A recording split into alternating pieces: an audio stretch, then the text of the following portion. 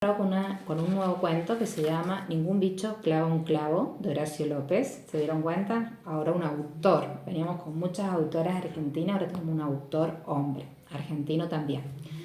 Este cuento es mucho más extenso de los cuentos que veníamos trabajando o de las lecturas que veníamos trabajando.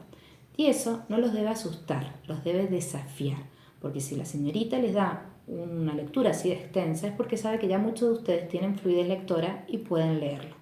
Así que hacer el intento a no sentir miedo debemos intentar cada vez leer más, ¿sí? Si estuviéramos en el grado yo les diría a que no se anime. ¿Y ustedes qué me dirían? A que sí. Bien, animarse entonces. Aquellos que todavía no tienen fluidez lectora, por lo menos empiezan con la primera hoja. Ah, es mucho. Bien, un pedacito de la primera hoja. Pero hay que leer. Todos los días, 10 minutos, hay que leer. Primer punto, entonces, la lectura. Primero escucho el audio y después intentamos leer.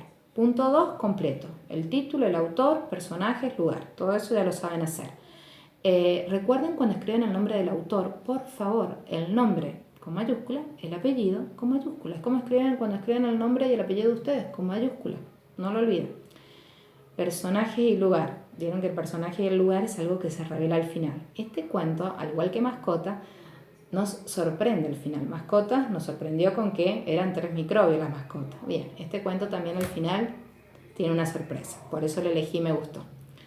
Vamos con el vocabulario. Punto 3, vocabulario. Hay 2 partes con el vocabulario que debemos hacer. Primero, debemos entender qué significan las palabras que la señorita nos dio. Y segundo, debemos aprender a usar esas palabras. Para entender qué significan las palabras, lo primero que uno hace no es googlear ni buscar en el diccionario. No es eso lo primero que uno debe hacer. Lo primero que uno debe hacer con una palabra nueva es buscarla en la lectura. A ver, ¿dónde está en la lectura? ¿En qué parte de la lectura? ¿Qué dice la oración donde está esa palabra? Porque encontrándola en la lectura, los que no tienen la lectura en el audio, encontrándola en el audio, voy a entender qué significa sin necesidad de buscarla. Si no, ahí va a estar un familiar para ayudarme. Una vez que entiendo la palabra, bien, ahí viene el desafío. La tengo que utilizar en una oración, ¿sí? Las palabras tienen esto de incorporar palabras nuevas, tienen estas 2 etapas. Primero, entiendo qué significan y después las tengo que usar. Bien, vamos con el punto 4. En el punto 4 tenemos 6 preguntas. Eso también ya lo venimos haciendo.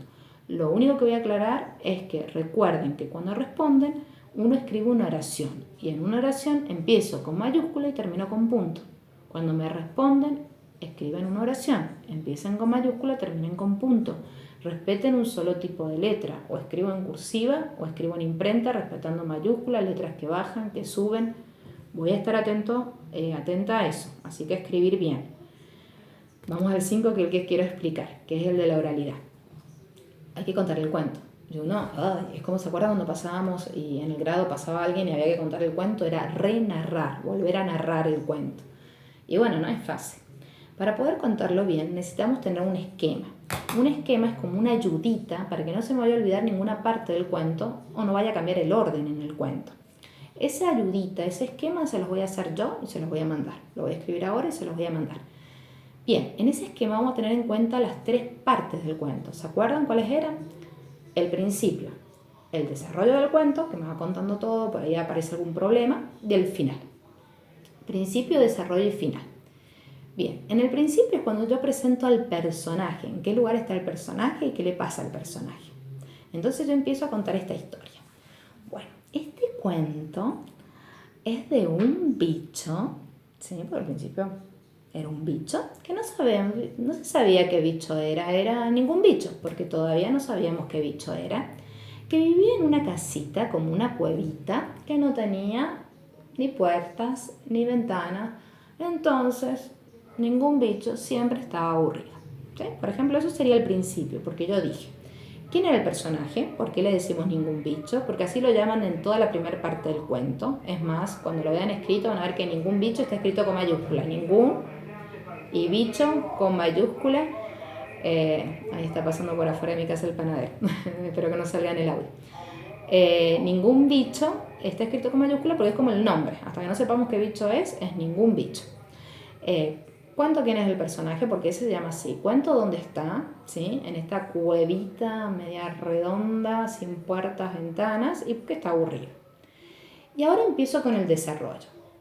En el desarrollo, ningún bicho va a ir proponiendo soluciones para este aburrimiento. Primero, jugar, que ya sabemos que no le va a funcionar.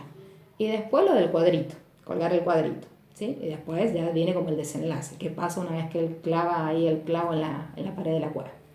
Entonces, continúo. Ningún bicho siempre estaba aburrido. Entonces tuvo una idea. Jugar. Jugar al vigilante y al ladrón. Nosotros le decimos al ladrón y al policía.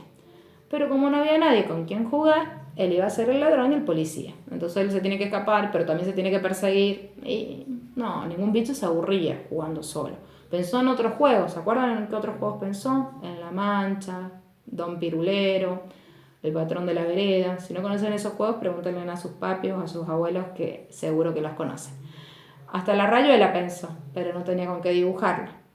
Entonces seguía aburrido mirando la pared. ¡Tac! Ahí se le ocurre la segunda idea. Clavar un clavito y poner un cuadro. Porque con un cuadro iba a tener un paisaje y por lo menos se iba a entretener mirando el paisaje. ¿Sí? Entonces ningún bicho que fue a buscar. Fue a buscar el clavo, no tenía martillo, con el zapato, tic, tic, tic, y ¡ah! ¿Qué pasó ahí? Se hizo una rajadura en la pared. No importa, ¿sí? Igual va a ir el cuadro, pero no tiene cuadro. Y ahí, ¿qué pasa? Por la rajadura de la pared siente un calorcito en la nariz. Y entonces saca el clavo y empieza a espiar para afuera. Y agranda un poquito más el agujero porque quiere ver un poquito más, porque se ve como un paisaje, como el paisaje que él quería tener en el cuadro. Y ya le entra la desesperación y con el zapato empieza a romper la pared. ¡Tuc! La huevita se parte en dos partes. ¿Ven cómo uno va contando?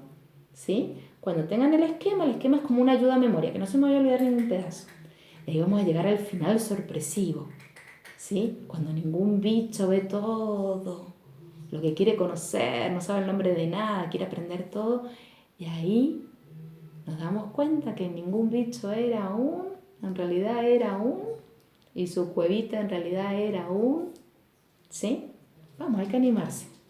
¿Sí? Vamos a ver, porque yo todavía no recibo ningún audio de nadie animándose a contarme el cuento. Hay que animarse. Punto 6, lo van a hacer genial, que es dibujarme una parte del cuento. Me encanta ver los dibujos de ustedes, ¿sí? Bueno, un beso grande, que tengan suerte con esta tarea. Espero que les haya gustado el cuento que eligió la seño. Vamos a hacer un montón de cosas con este cuento y algunas sé que les va a encantar, ¿sí? Vamos, siempre con alegría, trabajamos. Si hay algún problemita con algo, me mandan un audio, señor, ¿me puede explicar esto? Ustedes mándenme en el audio, porque el punto 5 es una tarea de tener que hablar. Es importante poder expresarse bien y poder decir lo que uno no entiende. ¿Sí?